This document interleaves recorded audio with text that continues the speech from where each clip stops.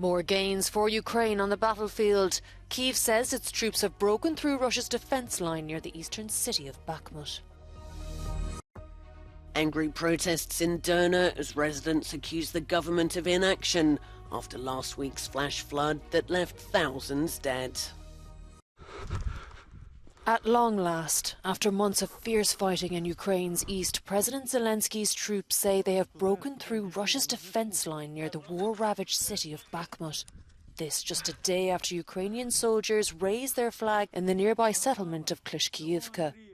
Former Deputy Defence Minister Hanna Maliar has since confirmed that Ukrainian troops have taken back the village. Maliar is one of 6 Deputy Defence Ministers who lost their jobs on Monday after Defence Minister Oleksiy Reznikov was dismissed in a corruption scandal 2 weeks ago. However, Moscow insists that fighting continues in Klishkiivka and claims to have repelled 6 Ukrainian attacks in the area and in 4 other localities in the Donetsk region. Kyiv says the liberation of Klishkiivka and Andrivka a few days ago give Ukraine a solid platform from which to continue its advances in this part of the Donetsk front.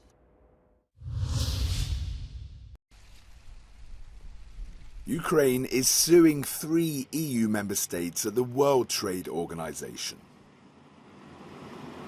It comes on Monday after Poland, Hungary and Slovakia all refused to end their temporary ban on grain products from the war-torn country. At the same time, EU agriculture ministers were in Brussels Monday, where the issue was at the heart of the meeting. For France's minister, the 3 capitals' refusal to end the ban threatens in some ways the foundations of the European project. On regrette un certain nombre de mesures unilatérales qui ont été prises par des pays frontaliers. Ce ne sont pas la première fois, ça vient mettre en cause très profondément le marché unique et le marché commun, et donc ça pose des questions qui sont très lourdes. Il me semble qu'on ne peut pas avoir de la solidarité sans unité, et pour avoir de l'unité, il faut aussi exprimer de la solidarité. To support the Ukrainian war effort, the European Commission decided in 2022 to lift custom duties on the country's grain imports, helping facilitate exports to Africa and the Middle East. But stocks have built up in neighbouring member states, so much so that prices on local markets have fallen. Last spring, 5 member states decided to unilaterally suspend this EU measure. The Commission eventually reached a compromise with the 5 rebel countries though, but this ended on Friday and didn't ease the political difficulties. Germany says it's struggling to understand their position. Die Position der Kommission ist ja sehr klar, dass diese Schutzklauseln nicht verlängert werden und auch die Notwendigkeit dafür ja gar nicht besteht, denn nach unseren Informationen absorbiert der Markt das ukrainische Getreide gut. Und ich will auch noch mal sagen, Zielbestimmungsort sind die Länder, wo dringend Bedarf besteht. Da kann auch die Kommission nur mehr machen, indem die Solidarity Lanes priorisiert werden. Also ich sehe keinen Anlass dafür, dass es unilaterale Maßnahmen gibt. To calm tempers, Brussels is asking Kiev to control its exports so as not to destabilize its European neighbours. Bulgarian farmers demonstrated on Monday and Hungarian producers on Sunday to maintain restrictions on products from Ukraine.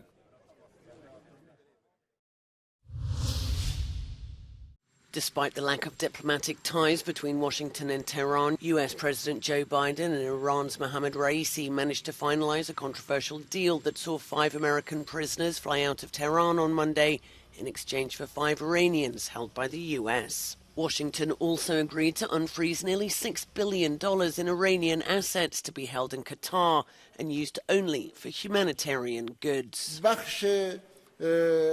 انسداد شده دارایی‌های مالی جمهوری اسلامی ایران در کره جنوبی هم خوشبختانه آزاد شد. امروز انشاءالله این میزان از دارایی‌های جمهوری اسلامی ایران به طور کامل در اختیار دولت و ملت قرار خواهد گرفت. Among those released by Iran was Morad Tabaz, a British-American conservationist of Iranian descent who was arrested in 2018 and whose family had campaigned for his release. The prisoners released by the US were mostly held on charges of trying to export banned material to Iran, including dual-use electronics that could be used by the military.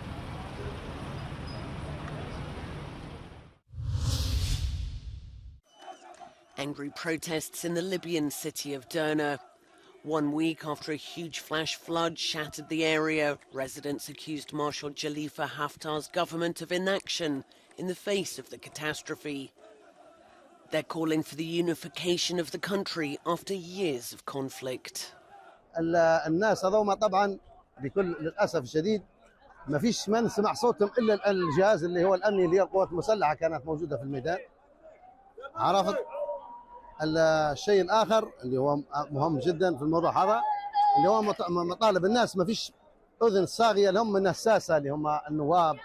للاسف الشديد حولوا الشخصيه كانت متهمه بانها اذت المدينه، حولوها حطوا واحد من نفس المجموعه، فالناس احتجت على الموضوع هذا.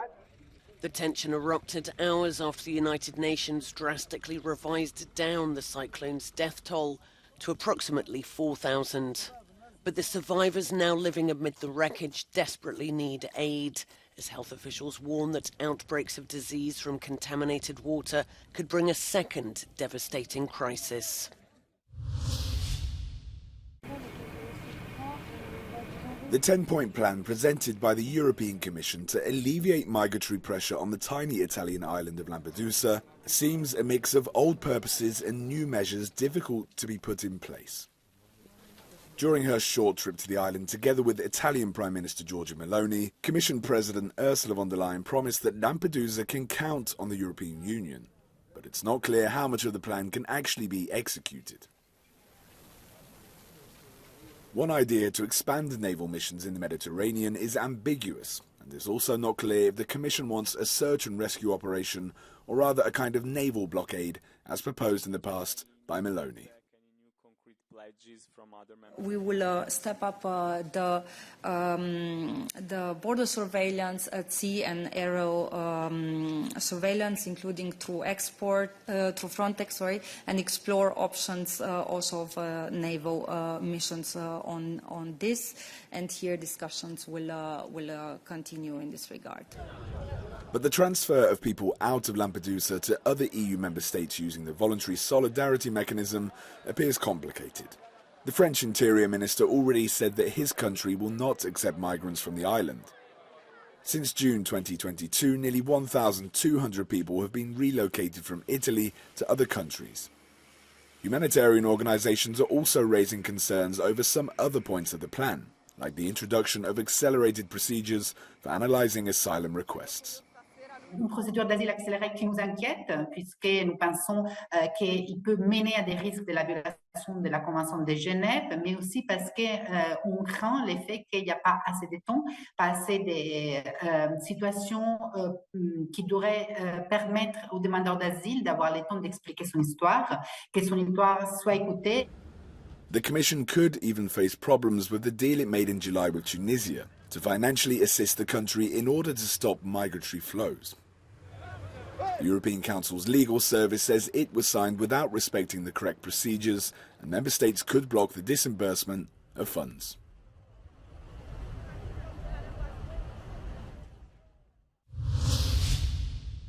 Following Sunday's visit by European Commission President Ursula von der Leyen and Italian Prime Minister Giorgia Meloni, the Italian island of Lampedusa continues to receive migrants.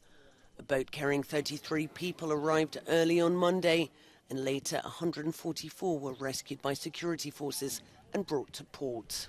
A new set of measures following the recent increase in the number of migrant arrivals on Italian shores. That's Giorgia Meloni's latest move to tackle the issue after being criticised by her political opponents who have accused her of mishandling the recent crisis. Under the new decree, irregular migrants will be kept for longer inside reception centres for up to 18 months before being repatriated in case they fail to qualify for asylum. And under the new decree, more of these expulsion centres will be created nationwide. Now, the move follows EU Commission President von der Leyen's recent visit in Lampedusa. She had been invited by Meloni herself to, quote, personally realise the gravity of the situation Italy faces as a way to push the EU to offer more help and to accelerate the implementation of the recent agreement with Tunisia. And by doing so, Malone is trying to prove that the ruling coalition is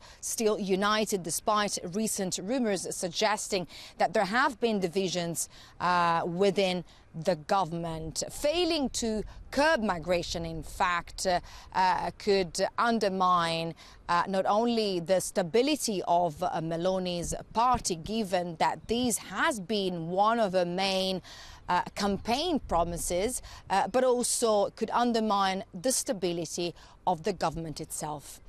Giorgia Orlandi for Euronews in Rome. The Champions League returns as Paris Saint-Germain take on Borussia Dortmund at the Parc des Princes on Tuesday. The French champions have a new leader in former Barcelona treble winner Luis Enrique, but their start to the season has been rocky. They've only gathered 8 points out of 15 in Liga and sit 5th in the table, a far cry from their usual dominance, and they will be up against a tough Dortmund side. Marco Reus's teammates are currently on a 13-match unbeaten streak, but are still seeking their first away clean sheet of the season. Both sides know they'll have to get off to a good start if they want to qualify from Group F, considered by many as this year's group of death, with Newcastle and 7-time winners AC Milan also in the mix. In the other games, Atletico Madrid face a tough trip to Roma as Diego Simeone's men lock horns with Lazio. Elsewhere, Manchester City begin the defence of their European crown against Red Star Belgrade, whilst Young Boys host RB Leipzig. In Group H, Barcelona will be looking to emulate their scintillating performance against Real Betis in La Liga when they face Belgian champions Royal Antwerp at the Montjuic Olympic Stadium.